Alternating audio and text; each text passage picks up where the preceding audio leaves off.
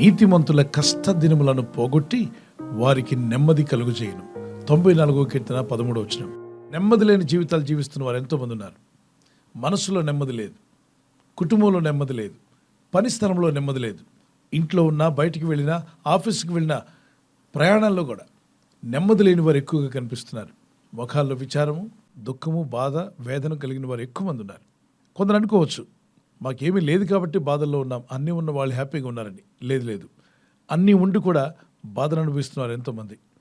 దేవుని వాక్యం సెలవిస్తుంది, యేసుక్రీస్తునందు విశ్వాసం ఉంచి ప్రార్థించినప్పుడు మీరు నీతిమంతుల లెక్కలో చేర్చబడుతున్నారు.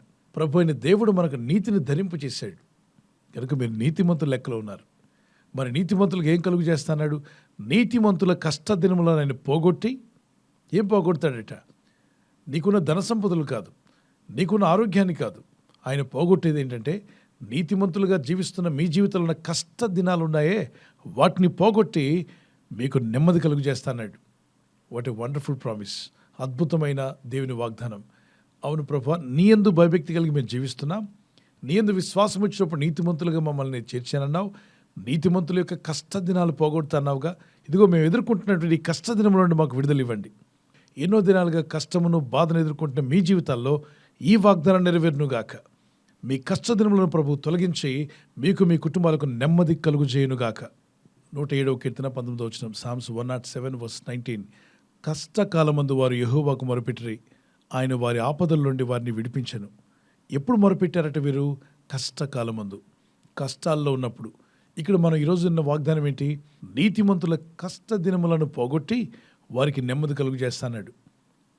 అక్కడ కష్టకాలం ముందు వారు ప్రార్థించారన్నాడు. మరి కష్టకాలం అంటే ఏంటి? కష్టకాలం అన్నప్పుడు ఆపదలు, బాధలు, ఇబ్బందులు, శోధనలు, రకరకాల పరిస్థితులు మిమ్మల్ని కష్టకాలంలోకి నెట్టివేస్తాయి. అందుకంటున్నాడు, వారు మొరపెట్టగా ఆయన విడిపించాడు. ఈరోజు నువ్వు మొరపెడుతున్నప్పుడు కూడా ప్రభు నీకు విడుదల ఇవ్వాలని ఈ వాగ్దానం ఎత్తి ప్రార్థించండి. ఏమని? అవునయ్యా, కొన్ని కష్ట దినాల్లో మేము ఉన్నాం, కష్టపడుతున్న, ఇబ్బందులు కలిగిన రోజుల్లో మేము భరిస్తున్నాం. ఈ కష్ట దినములను మా నుండి దూరం చేయండి, మాకు విడుదల కావాలి. ఆ కష్టం ఏదైనా కావచ్చు. ఆత్మీయ యాత్రలో మీకు ఎదురైన కష్టం కావచ్చు, భౌతికంగా, ఆర్థిక పరంగా, అనారోగ్యంగా, కుటుంబ పరంగా, మీ వ్యక్తిగత జీవితంలో కూడా కొన్ని ఇబ్బందులు మీకు ఎదురైతే ఆ కష్ట దినాల్లో మీరున్నారు. దేవుడు ఆ కష్ట దినాలను పోగొట్టి మీకు నెమ్మది కలుగు చేస్తున్నాడు. మీ కుటుంబాలకు, మీ జీవితాలకు నెమ్మది ప్రభు అనుగ్రహించునుగాక. ప్రార్థన చేసుకుందాం. పరలోకమందున్న మా తండ్రి, నజరేయుడైన యేసుక్రీస్తు నామములో ఇదిగో నీ ప్రజల కొరకు ప్రార్థిస్తుండగా తండ్రి, ఎందరైతే కష్ట దినాల్లో ఉన్నారో, ఇబ్బంది పాలై ఉన్నారో, వారి జీవితాల్లో అద్భుతమైన కార్యాలు జరుగునట్లు, కష్ట దినములను పోగొట్టి నెమ్మదిని కలుగు చేస్తా అని చెప్పిన మీ వాగ్దానం ఎత్తి ప్రార్థిస్తుండగా, నీ యందు విశ్వసించుట ద్వారా నీతిమంతులుగా తీర్పు తీర్చబడిన వీరందరి బ్రతుకుల్లో కష్ట దినములు పోగొట్టబడి నెమ్మది కలుగునుగాక అని ప్రార్థిస్తున్నాను. సమాధానం వీరి జీవితాలకు దయచేయండి. ఈ రాత్రి నెమ్మదితో పండుకొని సురక్షితంగా కాపాడబడినట్లుగా నీ అగ్ని కంచి వేసి మమ్మల్ని కాపాడండి. మీ చిత్తములో కొనసాగే కృప అందరికీ దయచేయమని యేసుక్రీస్తు ప్రశస్త నామములో వీరందరికీ చక్కని నిద్ర దయచేసి తెల్లవారు లేచి కృపను మాకిమ్మని క్రీస్తు యేసు నామములో అడిగి వేడుకుంటున్నామా పరలోకపు తండ్రి. ఆమేన్, ఆమేన్. ఈ వాగ్దానాన్ని మీతోనే ఉంచుకోకుండా లైక్ చేయండి, షేర్ చేయండి.